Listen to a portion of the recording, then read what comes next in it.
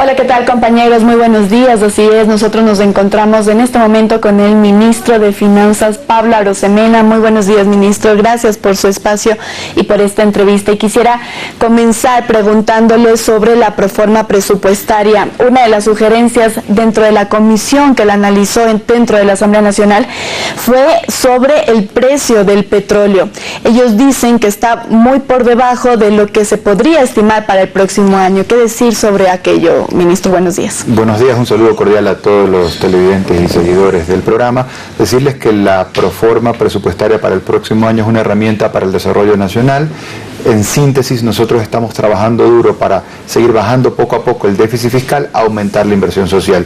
Y esa proforma se basa en supuestos macroeconómicos muy prudentes. Justamente el precio del petróleo, explicábamos en la Asamblea lo importante que es ser prudentes, porque el precio del petróleo por naturaleza es volátil. Hoy está arriba, mañana está abajo. Y nosotros el precio que hemos presupuestado es justamente coherente con lo que actualmente está viviendo el Ecuador. El precio en los últimos días ha bajado y con el castigo que recibe el crudo ecuatoriano por su nivel de calidad, está en línea muy similar a lo que hemos presupuestado para el próximo año, lo cual te evidencia que la prudencia al momento de fijar un precio para el barril de petróleo es la mejor estrategia. Es decir, que desde el Ejecutivo, por ejemplo, no se contemplaría que sea un poco más u $80 el precio del petróleo para el próximo año. Lo hemos presupuestado en $65 y lo bueno de una estrategia prudente es que si el precio está a ese nivel por debajo, tienes la capacidad de maniobrar. Si el precio sube, no hay ningún problema, ¿no? Reliquidamos y distribuimos más recursos conforme la ley para los GATS, para el presupuesto general del Estado. Así que es la mejor estrategia, cuidarnos si es que baja, entonces. Y si es que sube simplemente vamos a distribuir más. De acuerdo, dentro de esta proforma presupuestaria también se contempla un ingreso por $16.000 millones por recaudación tributaria, ministro. ¿No es muy optimista poner esta cifra? Mira, la proyección tributaria viene de parte del Servicio de Rentas Internas en función del desempeño de la economía. Este año las ventas tienen un nivel récord, llegarán a los $200.000 millones según lo ha estimado el propio SRI. De enero a octubre acumulado ya son $180.000 millones. La economía se divide en 20 sectores, están creciendo 19 de 20 sectores. Menciono esto porque el crecimiento de ventas es el pulso de la microeconomía y los impuestos recogen ese crecimiento y es lo que se proyecta para el próximo año. Y es una estrategia nuestra de aumentar la recaudación sin necesidad de subir impuestos. Así es, eso precisamente le iba a preguntar, es decir, que no se contempla la creación de nuevos impuestos para el próximo año. Además, estamos haciendo algo que este año nos ha funcionado muy bien, el impuesto de la salida de divisas, que es un impuesto que se creó hace una década, que le clavaron a la sociedad civil y al empresariado, que le quitó más de $1.000 millones anuales al sector productivo. Este gobierno, promesa de campaña que cumple, lo ha venido reduciendo y lo vamos a llevar hasta cero al final del gobierno. Actualmente está en el 4% y ese impuesto, el 4% en el 2022, ha recaudado más que ese mismo impuesto al 5% en el 2021. ¿Cómo es eso posible? Por la reactivación económica, y el próximo año vamos a seguir reduciendo ese impuesto para incentivar la reactivación de la producción. Hay expertos que dicen e insisten en que esta cifra es bastante optimista, teniendo en cuenta que hay un rebrote, digamos, de esta reactivación de la economía porque estuvimos en una pandemia. Ustedes en la proforma presupuestaria han estimado también un crecimiento del 20% para la recaudación del IVA. Nuevamente le insisto, no es muy optimista cuando en la región dicen que hay un crecimiento casi del 9,7% por recaudación del IVA. Mira, veamos los datos. A mí me gusta mucho comparar los últimos 5 años, 6 años. Las ventas en el año 2022, de enero a octubre, crecen con respecto al año pasado, el 2021, 14%. Antes de la pandemia, ya por el año 2019, las ventas crecían con respecto al 2018, 1%. Entonces, el rebote fue en el 2021, ya ese fue el año de rebote. En el 2022 las ventas crecen 14% con respecto al año de rebote. Entonces ya hemos dejado muy atrás el tiempo de tener una economía que todavía estaba tratando de despegar. La economía está despegando como el ave fénix, estamos resurgiendo poco a poco, falta muchísimo por recorrer, falta más por recorrer que lo que hemos recorrido, pero el norte es muy positivo y es un norte de reactivación, y así lo muestran las cifras de recaudación, lo muestran las cifras de ventas y lo muestran también las cifras de empleo, que de mayo al 21 de septiembre del 22 tienes más de 500.000 de nuevos empleos adecuados creados. ¿Qué decir entonces sobre esa base, el proyecto de derogatoria de la ley que se tramitaba ya también en la Asamblea Nacional? ¿Qué ocurriría si esto en efecto se deroga, esta ley que ha recaudado también impuestos en el Ecuador? ¿Cómo suplir estos recursos que no ingresarían al país? Esos son, digamos, tácticas políticas para generar un poco de incertidumbre, que es justamente lo que el país no necesita, pero bueno, el presidente de la República siempre se reserva la prerrogativa de poder vetar, así que no es algo que nos pueda preocupar en este punto del camino. Lo cierto es que estamos trabajando con mucha responsabilidad para tener un presupuesto que sea una verdadera herramienta de desarrollo.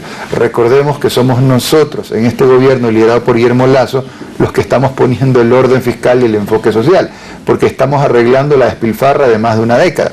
Prueba de eso son las deudas sociales históricas que este gobierno está pagando. Nosotros este año hemos pagado deudas con el IES de 300 millones de dólares que eran del año 2011 en adelante, 10 años de indolencia. Hemos pagado deudas con maestros que se jubilaron en el año 2008, 14 años de jubilación y no les pagaban el incentivo jubilar. En el gobierno Guillermo Lasso en el 2022 se está pagando con GATS, municipios, prefecturas, 179 millones de dólares, deudas que correspondían a años 2015, 16, 17, 18, 19 y 20, 7 años atrás. Esa es la estrategia del orden fiscal y el enfoque social. Muy bien, uno de los ingresos que también se tiene contemplado es la venta de bienes inmuebles y uno de ellos del Banco del Pacífico. Conocimos que no se concretó la venta. ¿Cómo entonces suplir también estos casi 200 millones de dólares que entiendo que iban a ingresar por este elemento, digamos, por esta venta? Claro, la incertidumbre política pasa factura en acciones como esa, la pretensión de vender el Banco del Pacífico, que dicho sea de paso, en los últimos 20 años los gobiernos lo han tratado de vender. Ahora, que no se haya podido hacer este año no impide que el próximo año no se pueda volver a intentar hacerlo, así que eso está dentro de las distintas opciones y eso va muy atado al hecho de que el riesgo país mejore, lo cual tiene que ver con la incertidumbre política fabricada desde la Asamblea. La Asamblea puede convertirse en un catalizador de la certidumbre normativa, pero claro, para eso se requiere un cambio y manejar las cosas distintas a como se ha manejado hasta ahora, y sería ese mi deseo como ecuatoriano, como ciudadano. Pero si eso no ocurre, ¿cómo entonces darían para suplir estos ingresos que podrían no llegar? Siempre hay opciones de otros activos que se pueden monetizar, o tienes la propia estrategia de recaudación tributaria, o tienes otras vías para generar ingresos con financiamiento. Entonces no es algo que realmente nos preocupa en particular. Nuestra mirada está en cómo tener un presupuesto que el próximo año seguimos bajando el déficit fiscal, pero aumentamos con fuerza la inversión social que son presupuestos sectoriales de salud, educación, trabajo, vivienda y bienestar social, lo aumentamos a más de 15.200 millones de dólares y todo nuestro esfuerzo está puesto en eso, a poner los recursos en beneficio de todos los ecuatorianos. Y con el tema de pago de deudas, ministro, ¿cuál ha sido la decisión del gobierno respecto de los laudos arbitrales que se tiene aún rezagados, digamos, con Chevron, con Perenco? O sea, las deudas firmes se tienen que cumplir, las obligaciones se tienen que cumplir. ¿Se va a cumplir para el próximo año? Claro, las obligaciones se cumplen. Ecuador es un país serio que cumple con todas sus obligaciones locales e internacionales. En el caso de Perenco, ya el Ecuador ha encontrado un mecanismo de pago y ha habido un acuerdo con la empresa. Recordemos que esto corresponde a un laudo arbitral de una mala decisión de un gobierno de 14 años atrás que cambió las reglas contractuales para esa compañía salió del país, demandó al Ecuador, 14 años después le gana el laudo arbitral al Ecuador y hay que pagar pues alrededor de 370 millones de dólares. Ya en días pasados se ha encontrado un mecanismo de acuerdo para canalizar esos ¿Cuál sería pagos. este acuerdo? ¿Y eso no quitaría tal vez un porcentaje de lo que se va a invertir en obras, no sé, en el sector social? No, eso realmente ya fue devengado en el presupuesto del 2021. Entonces no se había realizado el pago porque se estaba esperando, digamos, el laudo, ya la última instancia.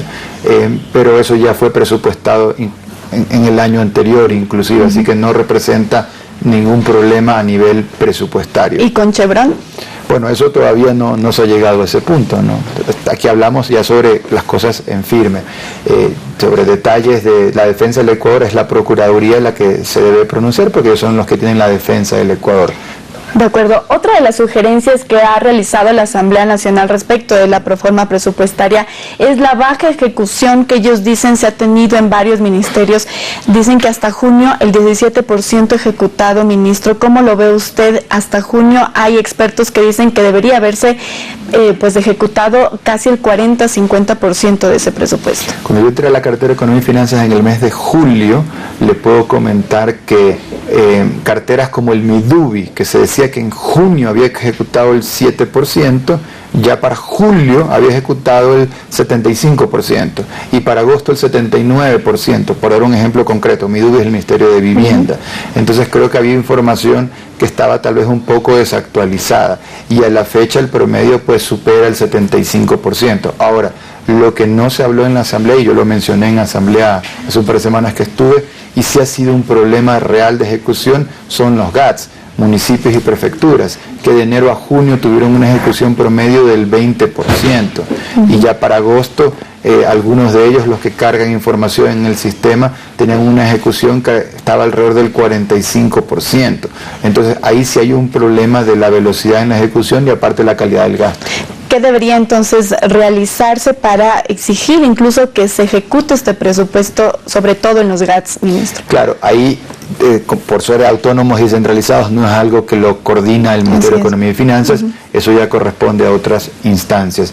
Pero lo importante acá es que el presupuesto este año, desde que estamos en esta cartera de Estado, nos hemos asegurado que el 100% de los recursos presupuestados hayan sido asignados a cada una de las distintas carteras de Estado. Y precisamente hablando de los GATS, veíamos la semana pasada también que la alcaldesa de Guayaquil, Cintia Viteri, se refería a unos pagos pendientes por parte del Ministerio de Finanzas. Ella dice que se debe alrededor de 106 millones de dólares. ¿Qué decir respecto a aquello, ministro? Que está en campaña política, ella tiene mi teléfono y cuando ha necesitado algo puntual siempre me ha llamado, me ha escrito y con mucho gusto se le ha atendido, pero esto corresponde simplemente a algo político, porque no hablan de que se les debe, sino que se le debe no por deuda, sino porque haya habido un mal cálculo. Por la bonanza petrolera, dice claro, ella, que hay mayores incrementos. Del modelo de equidad territorial no es que lo hemos hecho nosotros, es una fórmula que ya está establecida hace algún tiempo de administraciones anteriores y que es conocida, entonces realmente eso corresponde más bien a un tema político. De acuerdo, muy bien. Muchísimas gracias, ministro, por su tiempo. Estábamos conversando con Pablo Arosemena, ministro de Finanzas. Con esto nosotros volvemos de estudios. Buen día, ministro. Muy bien, Andrea, muchísimas gracias también.